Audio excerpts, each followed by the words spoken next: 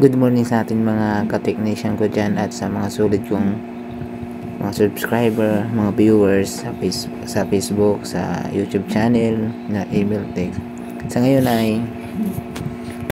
ay mag-install tayo ng anti-spy tempered glass sa ating kaibigan na si Brother Japet Valenzuela. Shoutout sa iyo sa mga sumusuporta ng aking video. Maraming salamat sa inyo, brother.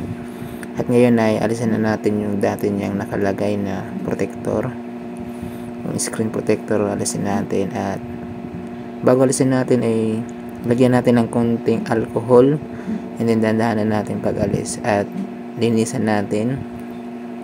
Kumuha tayo ng waste, yung free na nakalagay sa tempered glass, at punasan natin yung screen, and then katapos natin punasan ng basa na parang alcohol, isunod naman natin yung dry para matuyo siya at ready na to install sa anti-spy protection or yung tinatawag na tempered glass.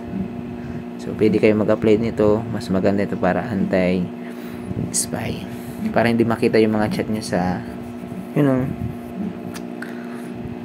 and then punasan natin mga maayos, alisin natin yung mga bula-bula. So shoutout po sa mga sulit kong followers dyan, shoutout sa mga subscriber ko, sa mga viewers ko. Maraming salamat sa pagsuporta, panonood ng aking mga channel. I hope na meron kayong matutunan, I hope na meron kayong makuha ng aral sa ating video kung paano mag-install ng anti-spy protection. So mag-install din tayo ng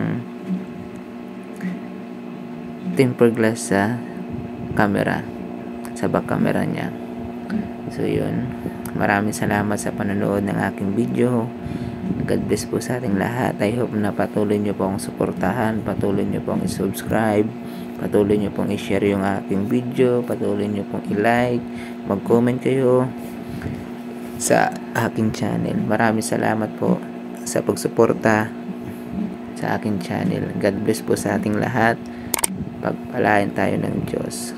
Yun lang po mga guys sa ngayon. Ito po yung aking video kung paano mag-install ng tempered glass sa cellphone ng Vivo 40 Lite 40. Maraming salamat po. God bless.